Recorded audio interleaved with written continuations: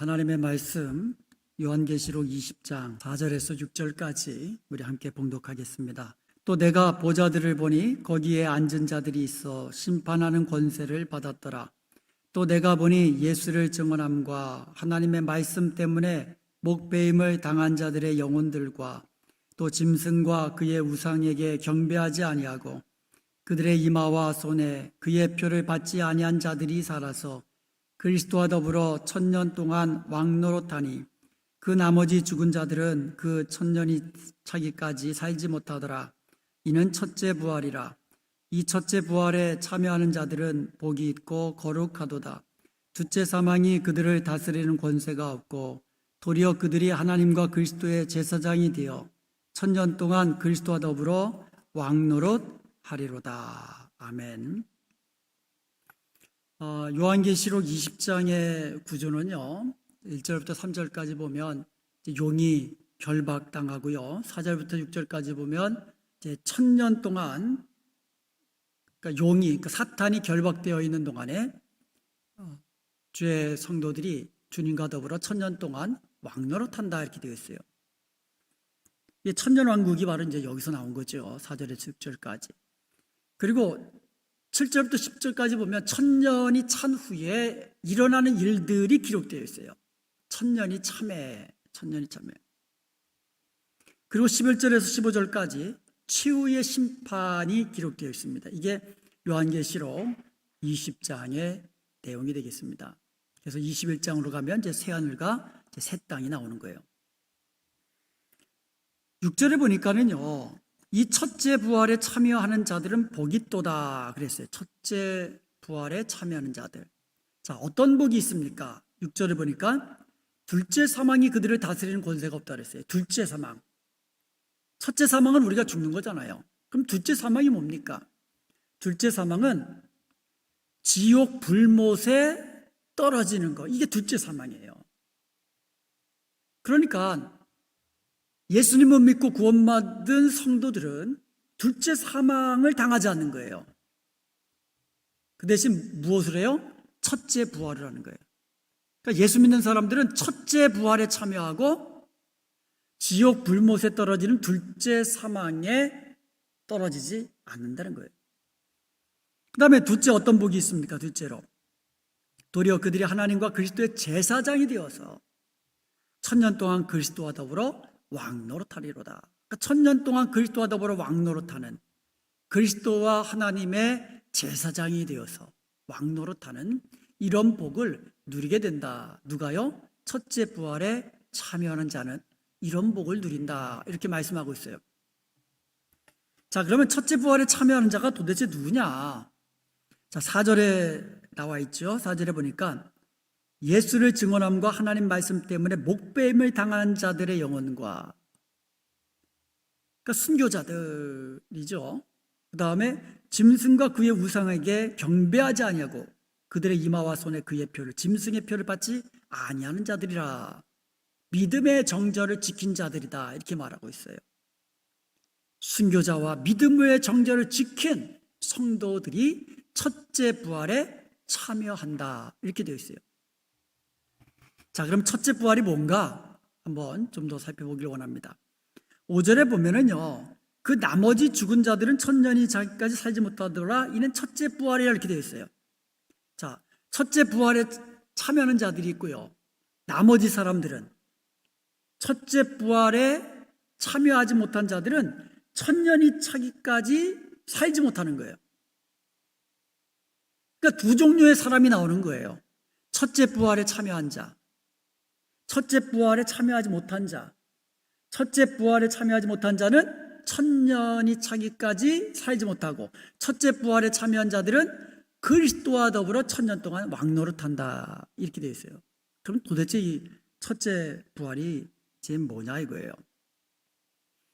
자, 우리 지난 시간 한 두세 주에 걸쳐서 천년왕국에 대해서 우리가 공부했잖아요. 자, 천년왕국에 대해서 설명하는 학설이 크게는 둘로 나뉜다 그랬어요. 문자적으로 보는 설이 있고 상징적으로 보는 설이 있다 그랬어요. 자, 문자적으로 보는 것은, 자, 천년을 중심으로 해가지고 천년 후에 재림하신다. 이게 뭐예요? 후천년설. 이건 좀 우리가 받아들이기 어렵다 그랬죠. 천년 동안 이 평화로운 나라가 있을 수가 없잖아요.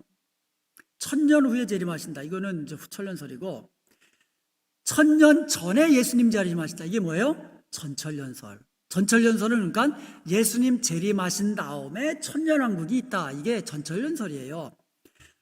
자, 전천년설은 또 둘로 나뉜다 그랬어요. 세대주의적 전천년설과 역사적 전천년설. 세대주의적 전천년설은 우리가 많이 들은 그 전천년설인데, 그럼에도 불구하고 이것은 성경적이지 않다. 이렇게 말씀드렸습니다. 그리고 이 천년이라는 것은, 이게 천이라는 것은 완전수다. 그렇기 때문에 예수님의 초림과 재림 사이에 그 기간, 영적으로 이 주님과 더불어 왕노릇하는 그러한 이 영적 천년 기간이다. 교회 시대, 신약 시대, 이게 바로 이제 천년 왕국이다. 이렇게 말하는 이제 무천년설이 있습니다. 우리가 받아들일 수 있는 이 학설은 크게 두 개라고 그랬죠. 역사적 전천년설과 무천년설, 이 두 가지는 우리가 받아들일 수 있는 그런 이제 천년왕국설이라고 그랬습니다. 자, 그렇다면 첫째 부활은 역사적 전천년설과 무천년설에서 이야기하는 첫째 부활이 좀 달라요. 먼저 역사적 전천년설을 보면은요, 여러분 한번 도표를 한번 보시면은요, 그리스도의 재림 때에 첫째 부활이 일어나는 거예요. 그러니까 역사적 전천년설은 뭐예요? 예수님 재림하시고 천년왕국이 있다 그랬잖아요. 그렇잖아요? 그게 전천년설이에요. 역사적. 예수님 재림하시고 천년왕국이 있다는 거예요. 그러면 첫째 부활에 참여하는 자들이 천년왕국 동안에 왕노릇하잖아요. 그러니까 이 첫째 부활에 참여하는 자들이 뭐냐? 예수님 재림하실 때 죽은 성도들이 먼저 부활한다 그랬잖아요. 그리고 살아있는 성도들이 호련히 변화해서 공중에서 주님을 영접한다 그랬잖아요. 이게 바로 첫째 부활에 참여하는 자들이에요. 이때 부활하는 자들이 천년 동안 주님과 더불어 왕노릇한다. 이게 역사적 전천년설에서 말하는 제 첫째 부활입니다. 그러면 무천년설에서 이야기하는 이 첫째 부활은 뭐냐?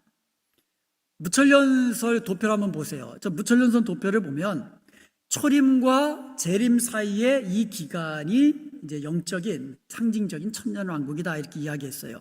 그러면 첫째 부활에 참여하는 자들이 천년 동안 왕노릇하는 거잖아요. 그렇잖아요?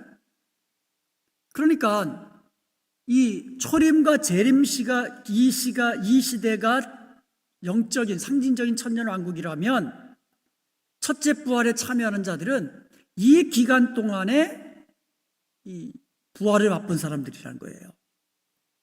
그래서 뭐라고 이야기하냐면 이 중생한 자들이 바로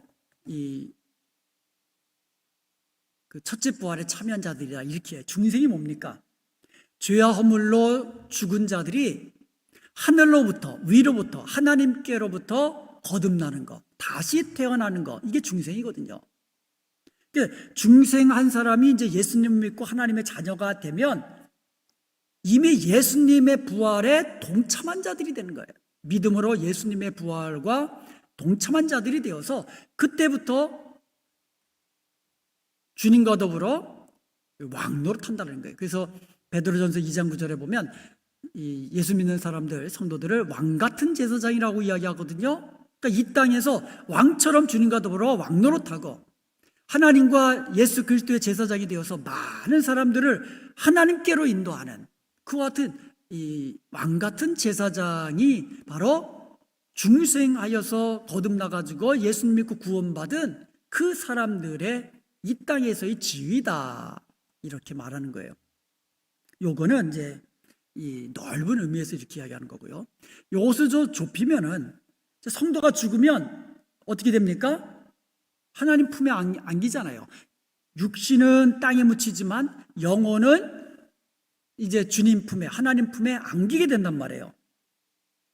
그것을 이제 첫째 부활에 참여한 것이다. 이제 이렇게 이야기하기도 합니다. 이렇게 좁게 이야기하면.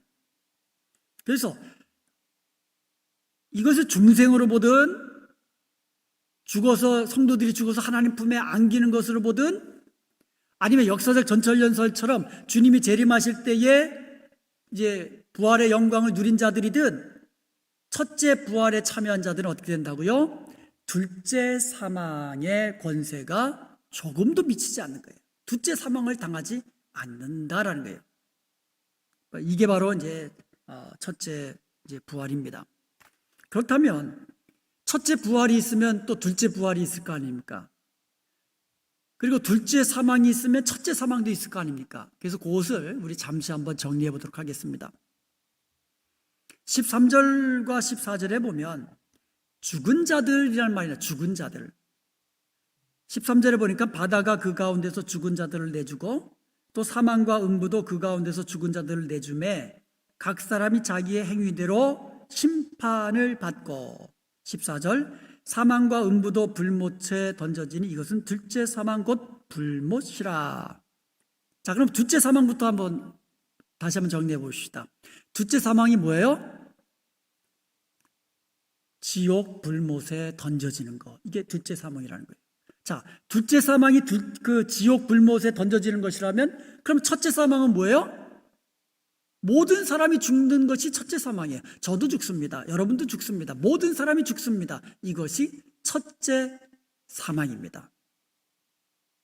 그런데 둘째 사망은 뭐예요? 지옥 불못에 떨어지는 것이 둘째 사망이에요. 그러니까 첫째 부활에 참여한 사람들은 둘째 사망을 당하지 않는 거예요.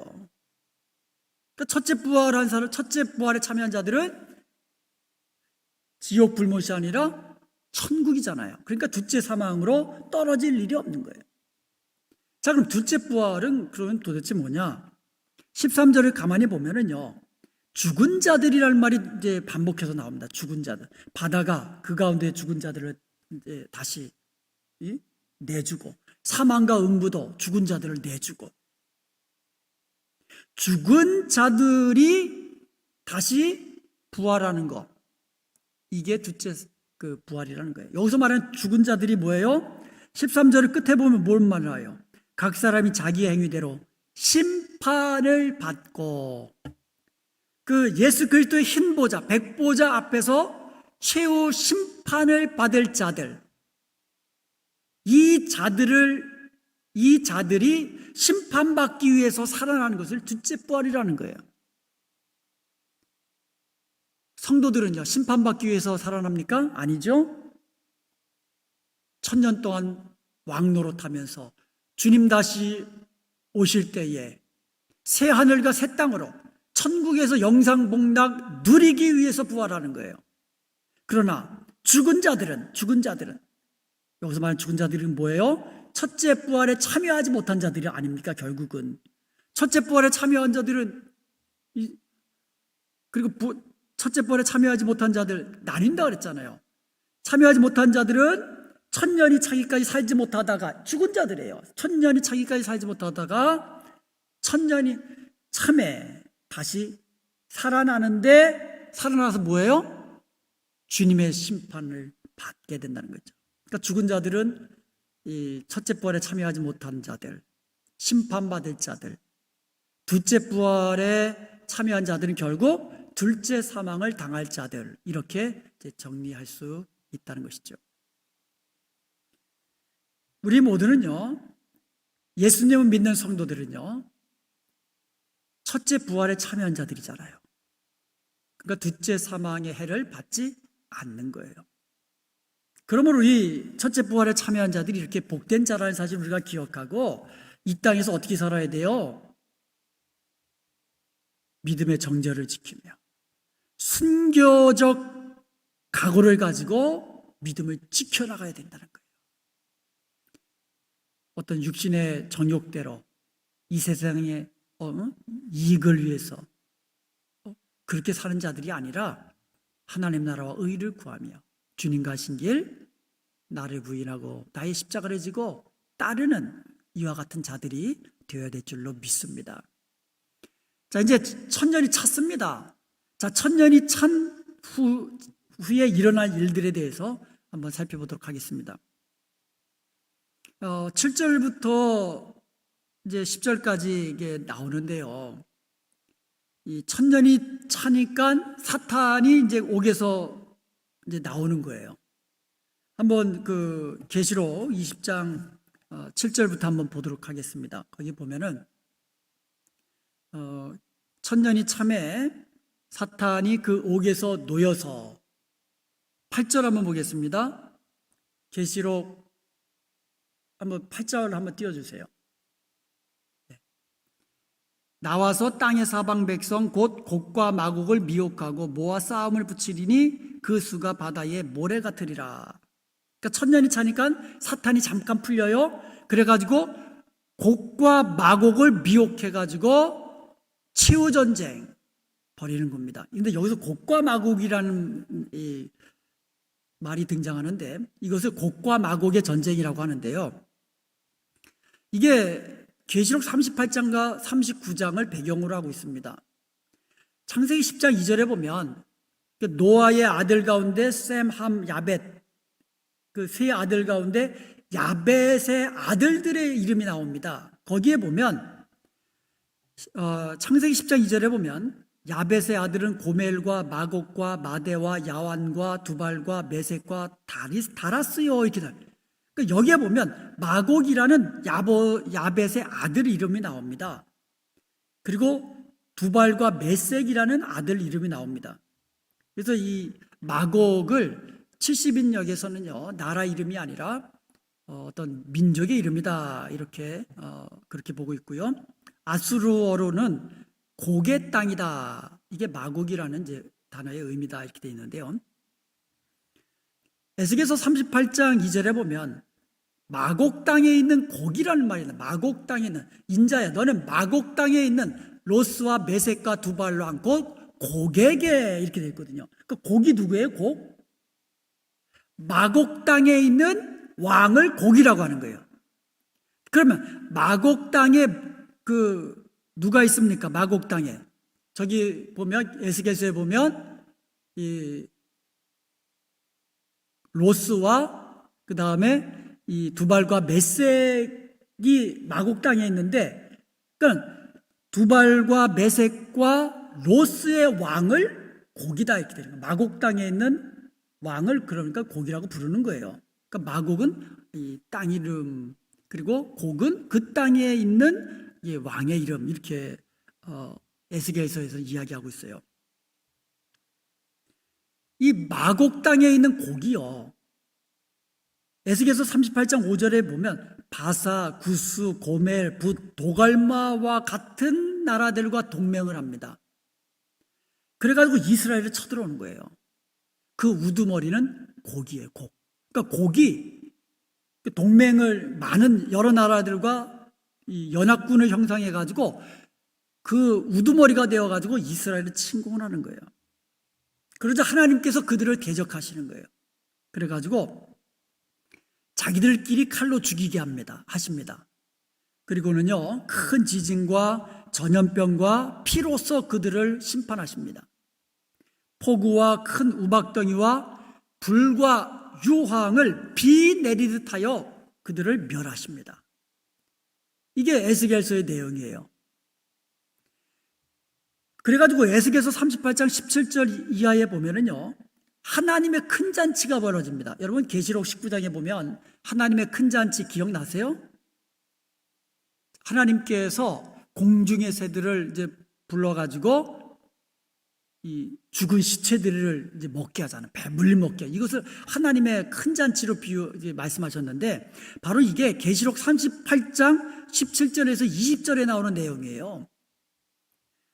각종 새와 들의 짐승들이 와가지고 큰 잔치, 하나님이 그들을 초청하는 것처럼 그들을 다 모아가지고는 그들로 하여금 그들의 시신을 먹고 배부르게 하고 피에 젖게 만들고, 이게 에스겔서 38장에 나오는 곡과 마곡의 전쟁입니다.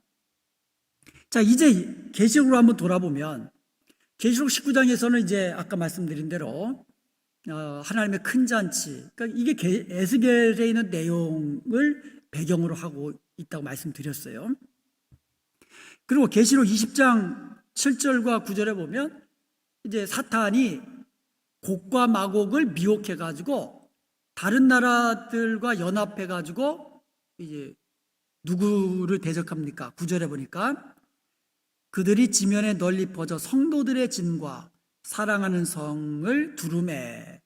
그러니까 성도들의 성과 사랑하는 성을 둘러싼 겁니다. 공격해 온 거예요. 자, 그때 하나님이 그들을 대적하시는 거예요. 어떻게 대적하셨습니까? 하늘에서 불이 내려서 그들을 다 태워서 멸망시켜 버리신 거예요. 이게 곡과 마곡의 전쟁입니다. 치유의 전쟁이죠. 그리고 나서 10절에 보니까 그들을 미혹하는 마귀가 불과 유황못에 던져지니 거기에는 짐승과 거짓 선지자도 있어 세세토록 밤낮 괴로움을 당하더라 이렇게 되어 있어요. 그러니까 곡과 마곡 최후의 전쟁이 끝나니까 사탄도 이제 불과 유황못에 타는 불못에 던져져서 거기에 거짓 선지자와 적그리스도도 함께 있어서 세세토록 영원토록 거기서 괴로움을 겪는 이제 그와 같은 것이 사탄이 패망하는 것이 7절부터 이제 10절까지입니다. 자, 여기서 우리가 보통 마지막 전쟁을 어떤 전쟁이라고 이야기합니까? 여러분 아마겟돈 전쟁이라고 들어보셨죠? 우리가 보통 최후의 전쟁, 마지막 전쟁은 아마겟돈 전쟁이다 그런 얘기 많이 하잖아요. 자, 그러면 아마겟돈 전쟁과 곡과 마곡의 전쟁은 이게 다른 전쟁이냐 아니면 같은 전쟁이냐, 그것에 대해서 또 살펴보도록 하겠습니다. 아마겟돈 전쟁은요, 계시록 16장 12절과 16절에 보면 대접을 쏟는 재앙에서 6번째 천사가 그 대접을 쏟는 장면이에요. 그 대접을 큰 강 유브라데에 쏟았어요. 여러분 기억나시나 모르겠는데 6번째 천사가 그 대접을 큰 강 유브라테스, 그러니까 유프라테스 강이에요. 거기다 쏟으니까 강들이 다 말라가지고요. 이 동방에서 오는 왕들의 길을 예비하는 거예요. 그러니까 강이 마르니까 그 강이 바로 길이 돼버리는 거예요. 동방에서 쳐들어오는, 그러니까 동방에서 이스라엘로 쳐들어오는 그 길이 돼버린 거죠. 그리고 개구리 같은 새 더러운 귀신의 영이 천하의 왕들을 미혹해가지고 아마겟돈이라는 곳으로 왕들을 모은 거예요. 그러니까 아마겟돈이라는, 히브리어로 아마겟돈이라는 곳으로 이 많은 왕들을 미혹해가지고 개구리 같은 새 더러운 영은 이제 사탄이죠. 사탄의 입. 그 다음에 이 두 짐승의 입. 그래서 셋이거든요. 새 더러운 영이 사람들을 막 미혹해가지고 왕들을 다 불러가지고 군사를 이끌고 아마겟돈으로 모으는 거예요. 이 장면이에요.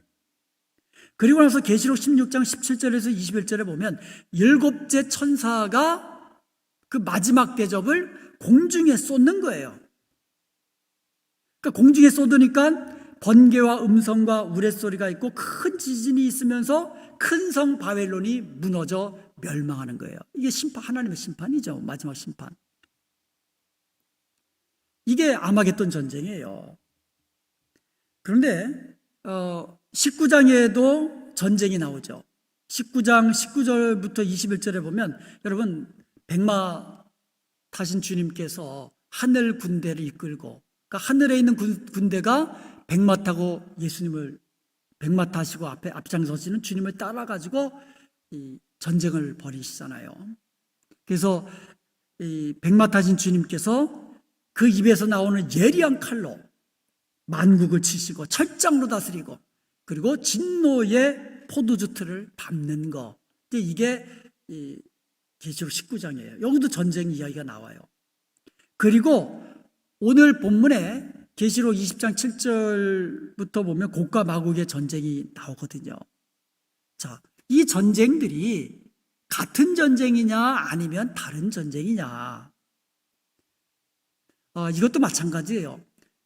역사적 전철연설에서 보는 거하고 무철연설에서 보는 거하고 이게 좀 달라요. 자, 그러면 역사적 전철연설 도표를 한번 다시 보겠습니다. 역사적 전철연설을 보면은요, 주님이 재림하실 때에 이제 백마 타고 이제 주님이 딱 재림하시면서 그때 아마겟돈 전쟁이 일어나는 거예요. 그 아마겟돈 전쟁이 그리스도의 재림 때 일어나는 것으로 그렇게 이야기합니다. 아마도 그러니까 계시록 19장에 있는 것이 아마겟돈 전쟁을 이야기하는 거겠죠. 그리고 천년왕국이 찬 후에 사탄이 잠깐 놓여가지고 이 만국의 왕들, 천하의 왕들을 미혹해가지고 마지막 전쟁을 또 벌이잖아요. 이게 곡과 마곡의 전쟁이 되는 거죠. 그러니까 천년왕국을 중심으로 예수님 재림하실 때 아마겟돈 전쟁, 천년 후에 사탄이 잠시 놓여가지고 만국의 왕들을 미혹해가지고 마지막 전쟁을 벌이는 것이 곡과 마곡의 전쟁이다. 이렇게 나뉩니다. 그런데 역사적 무철연설을 주장하는 도표를 한번 보면은요, 영적 천년왕국이 예수님의 초림과 재림 시간이기 때문에 예수님이 재림하실 때에 전쟁이 하나라는 거예요. 마지막 전쟁. 그래서 아마겟돈 전쟁이 바로 곡과 마곡의 전쟁이고, 그리고 그 전쟁이 바로 계시록 19장에 나오는 백마 타신 주님께서 앞장서서 이 전쟁을 승리로 이끄시는 이 전쟁이다. 이렇게 이야기를 하죠. 그런데 왜 이렇게 몇 번씩 전쟁 이야기를 반복하느냐? 그것은 사탄 진영, 악의 세력이 반드시 멸망한다, 철저하게 응징된다는 것을 이제 반복해서 강조하기 위해서 이렇게 또 설명한 것이다, 이렇게 이야기를 하지요. 그리고 나서 이제 11절부터 15절까지 최후의 심판이 나옵니다. 여러분, 하나님의 심판은 참되고 의로우시다, 이렇게 되어 있어요. 계시록 19장 2절에 보면 하나님의 심판은 참되고 의로우시다. 우리 주님의 심판, 참되신 심판이고 의로우신 심판이에요. 그러니까 하나님의 심판, 주님의 심판 때 앞에서 아무도 말할 수가 없는 거예요. 자, 그러면 최후의 심판의 이제 특징을 한번 보겠습니다. 여러분, 최후의 심판을 당하는 자들은 누구라 그랬어요? 죽은 자들이라 그랬어요. 자, 그럼 한 가지 살펴보겠습니다. 자, 11절에 보면은요, 흰 보좌가 있다 그랬어요. 흰 보좌가 있다. 흰 보좌는요, 하나님의 그 거룩하시고 엄위하신, 이제 그와 같은 것을 지금 상징적으로 보여주는 거예요. 그리고 나서 거기 앞에 누가 있어요? 죽은 자들이 있는 거예요. 죽은 자들이. 12절에 보니까 또 내가 보니 죽은 자들이, 큰 자나 작은 자나 그 보좌 앞에 서 있는데, 그러니까 죽은 자들이 전부 다 흰 보좌 앞에 서 있는 거예요. 주님 앞에 탁 서 있는 거죠. 여기서 죽은 자들이 누구라 그랬어요? 첫째 부활에 참여하지 못한 자들, 불신자들, 짐승을 따른 자들, 그 이마나 그의 오른손에 짐승의 표를 받은 자들, 이런 자들이 죽은 자들이라는 거예요. 이런 자들이 살아가지고 흰보좌, 주님의 흰보좌 앞에 다 서 있게 된다는 거죠. 거기서 심판을 받는 거예요. 자, 그러면 또 그 앞에 뭐가 펴 있습니까? 보좌 앞에 책들이 펴 있고 또 다른 책이 펴 있는데, 자, 그러면 하나님의 보좌 앞에 책들이 펴 있어요. 책들이, 한 권이 아니라 책들이 펴 있고, 그 책들과 또 다른 책이 하나 펴 있는데, 이 책이 생명책이라, 이렇게 돼 있어요. 그러니까 이 생명책에 기록된 자들은 바로 첫째 부활에 참여한 구원받은 자들이고, 이 다른 이 책들, 하나님 보좌 앞에 책들이 있는데 이 책들에는 무엇이 쓰여 있습니까? 12절에 보니까 죽은 자들이 자기 행위를 따라 책들에 기록된 대로 심판을 받으니, 책들에 죽은 자들이 이 땅에서의 행위가 다 기록되어 있는 거예요. 사기치고 거짓말하고 정욕대로 살고 하나님 거역하고 하여간 그런 기록들, 책들에 기록된 대로 심판을 받습니다. 생명책에 기록된 사람들은요, 심판받지 않죠. 생명책에 기록된 자들은 생명을 얻는 것이죠. 그리고 마지막 최후 심판이 바로 그 행위대로 심판을 받는 것이 13절에 보니까 자기의 행위대로 심판을 받고, 그 심판의 결과가 뭐예요? 14절, 불못에 던져지고, 15절에 보니까 누구든지 생명책에 기록되지 못한 자는 불못에 던져지더라, 이거예요. 자, 그럼 이제 믿는 자들과 믿지 않는 자들의 그 죽은 후에 어떻게 되는가 한번 이제 정리를 해야 되겠죠? 자, 믿는 자들은 죽으면 어떻게 됩니까? 믿는 자, 여러분이 지금 예수님을 믿고 죽으면 어떻게 돼요? 죽으면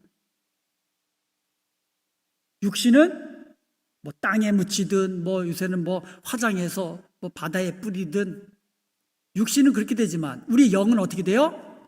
하나님 품에 안기는 거예요. 자, 그러면 주님이 재림하실 때 주님 따라서 이제 우리 그 성도들이 같이 내려오죠? 그러면 이 땅의 육신이 다시 결합돼 가지고 새하늘과 새 땅으로, 새하늘과 새 땅의 주인이 되는 거죠. 이게 저와 여러분 예수님을 믿는 성도들의 죽은 이후의 모습이에요. 그런데 믿지 않는 자들은 어떻게 됩니까? 믿지 않는 자들은 죽으면, 여러분 그 죽은 자들을 누가 뱉어낸다 그랬어요?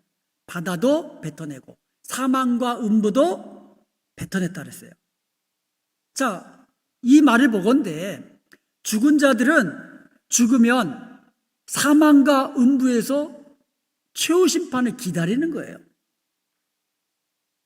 죽은 자들도 육신은 똑같죠. 그렇지만 죽은 자들도 그 영은 음부와 사망과 음부에 거기에 던져져서 최후 심판을 기다리는 거예요. 그러다가 주님 다시 재림하신 후에 둘째 부활하는 거예요. 둘째 부활에 참여하는 거죠. 둘째 부활에 참여하는 자들은 누구예요? 죽은 자들. 그리고 나서 하나님의 흰 보좌, 백보좌 심판을 받고 지옥 불못에 던져져서 거기서 영원토록 고통을 당하게 된다는 것이죠. 이것이 바로 믿지 않는 자들의 죽은 이후의 모습이고, 우리 믿는 자들의 죽은 이후의 모습이 이렇게 달라지는 거예요. 완전히 달라지죠. 죽은 이후에는 완전히 갈라지는 거죠.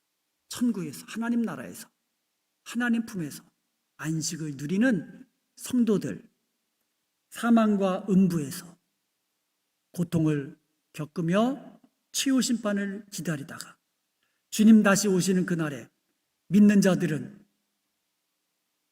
새하늘과 새 땅으로,